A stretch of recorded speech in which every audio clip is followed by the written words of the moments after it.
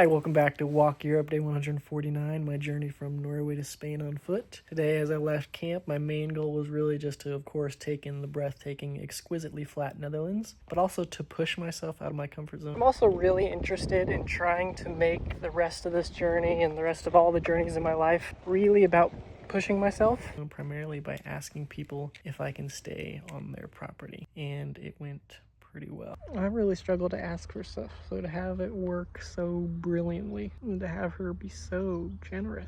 Some life reaffirming moments. Hope you enjoy. Love you. Drying everything out, including my dog. Amazing how long that takes. We're gonna go see if we can fill up some water. Then we're gonna see if we can have this guy help me pay that restaurant I ate at a couple days ago. All right, I wasn't able to find Home Slice, the camp operator. But it looks like the ping pong table is not used very often.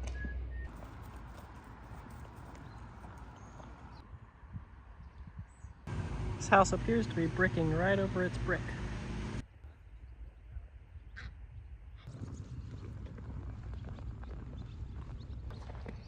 Haven't really come up with a plan yet for today. I think I'm gonna head to a town called Zwolle, or Zwolle, Z-W-O-L-L-E. Walking alongside these canals is extraordinarily pleasant. I have to imagine the water table in the Netherlands is quite high, especially given how my tent is just soaked every morning, even when it didn't rain. I'm also really interested in trying to make the rest of this journey and the rest of all the journeys in my life really about pushing myself. I'm not talking about physically, actually. Walking, I think, is the least difficult part of all this walking, which sounds kind of funny.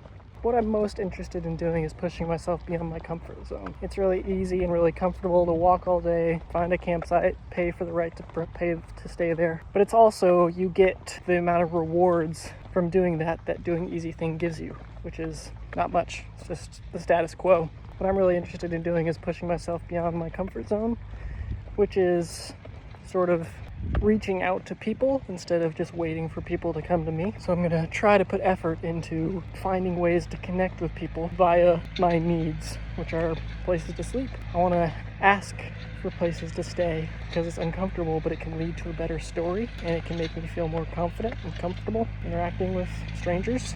That's actually probably the biggest one. When it comes to nighttime, yes, I do want to find somewhere to sleep. But if I just wanted to find somewhere to successfully sleep in my life, I could have just stayed home. I have a bed. Every night should be an opportunity. Every night that I have a need should be an opportunity to write a good story for my life, or to live a good story. And I think that means pushing myself outside of my comfort zone. At least that's what it feels like for me right now. So I'm going to try to spend the last couple hours of every day not only meeting my needs, but living a better story while I do so. So let's see what happens today. Small tangent. Here is the end of the canal. There's some grates to catch junk. And then I think this little scooper is permanently installed right there to clear the junk that accumulates in front of the grates periodically as needed to free up the flow of water. Interesting. 3:49 p.m., 7.86 miles. Very, very, very slow. Shot A. I really like this bridge crossing over from the road into the field. Me gusta mucho. This is your daily Spanish lesson. Means I like it very much. Me gusta mucho. It's a new life goal of mine to plant trees every 20 feet on both sides along a road of some variety. So hopefully I'll get that ticked off some point. Tell me this doesn't look idyllic. Do you know why it looks that way? Because it is. Because it is idyllic. Me and Jack are just taking a rest on this tree lane, and I've been trying to edit a YouTube video. I think in the future I'm going to add on my little sign that says walking Norway to Spain, I'm going to add like an American flag or something, because nobody knows I'm American, and I think that might actually start even more conversations. I think it's one thing for them to be like, oh wow, that's a long walk, but every time they learn I'm American, there's always like an exaggerated like, whoa, you not only are walking that far, but you flew all the way over here to walk all that far. So if I had it on there, maybe it would lead to even more conversations, because they realize how big a leap it was. It's not that I care about impressing people, although on some subconscious level I'm sure I do.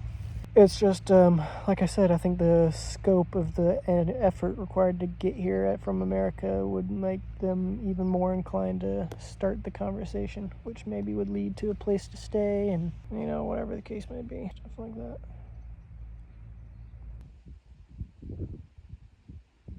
We were sitting over there. We met a nice lady walking by with her baby. She's like, oh, if you need anything, we live at a house just over there with a shiny roof. I could see the roof, but I was like, oh, okay, thanks. I don't need any water or anything, which is what she offered. And it's too early to stop for the night. But their house is way nicer than I realized. They got a big old place.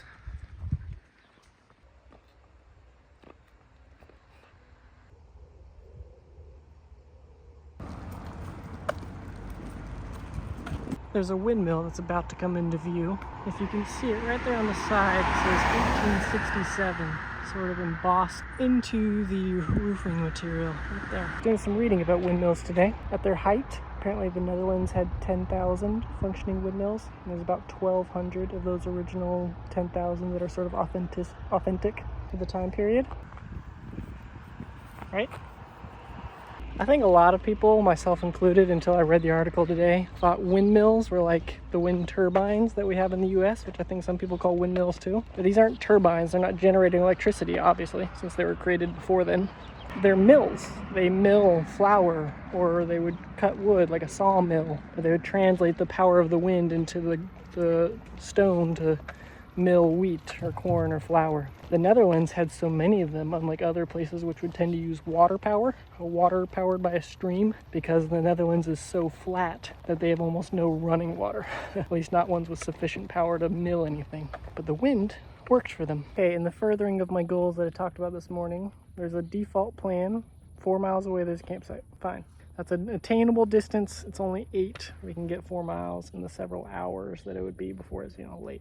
My goal is, before that happens, I need to knock on 10 doors, or otherwise ask 10 people if I can camp. That's my target for myself, to stretch, push myself out of my comfort zone. I wasn't expecting it to work that well. Door number 1, a lady whose name, I swear I tried a couple times to figure it out. And I think she said, Ali? And at first she's like, I don't understand what's happening. So I then broke it down real simple. Like, I walk to Spain, I have tent here. Can I put it here somewhere? And then she spoke better English than that. Oh yeah, we don't have anywhere grass except for the front yard. So you can go ahead and put it there if you're cool with it, because everywhere else is brick. It's fine, I would have slept on the brick. Her only thing that she requested is she's like, so tomorrow morning you'll be going, right? I was like, yes, every day we walk. So tomorrow morning I go. She's like, yeah, then that's cool. Sorry, I'm just shocked that somebody would be so cool with that, because I'm trying to honestly evaluate myself, and I don't know if I would. I hope I would. I like to think I would, but I'm trying to be honest. I don't know. My trick, I tried this yesterday too. I put my backpack on with one of my massive cameras just hanging there, so it looks like I'm a photographer. No con artist would walk around with $20,000 worth of cameras hanging off their chest. Maybe that helped, I don't know. Hey Jack, come here. So, time to put up my tent. A little earlier than I usually stop. It's only 8, because I was expecting to have to put in some cushion. About an hour of rejections. And, last thing I'll say, I promise. My rule is I'll stand at the doorway for 30 seconds, because I figure at that point they're either not home or they don't want to come to the door. I was at 27, so. And she walked around the corner, not out of the door. Anyway, time to put up my tent. She even let me take a picture with her. I was like, can I take a picture of you so I can remember what, details for my trip? And she's like, oh, yeah, sure. I'll throw up a picture. Here it is. Treats for me, treats for Jack. And she's like, do you want a chair? I was like, sure, thanks. I'm just sitting back against the wheel. That's my typical sitting position with the cart. And I'm editing a YouTube video. Was that good? He sure gobbled it down, but he does that to everything. Much better. She came back out to bring us the stool and to ask him to bring me a treat. And then she's like, what time are you going to be going in the morning? And thinking she was like eager for me to be gone, I was like, whatever time you guys need. If you need me to go at 6 a.m., I'll be gone at 6 a.m. Well, she's like, well, we were thinking we're going to have breakfast at 8. You could join us for breakfast? I was like, I'm there. And she's like, and maybe you'll need to shower? And I was like, maybe that would be awesome. And she's like, you want a stool? Crazy. I'm kicking myself. I know these just seem like basic human kindnesses, but I just barged into their front door and she's volunteering all this completely unnecessarily. Like I said, would I? Look at this free campsite we found. I really struggle to ask for stuff, so to have it work so brilliantly and to have her be so generous. Okay, I'll stop talking about it.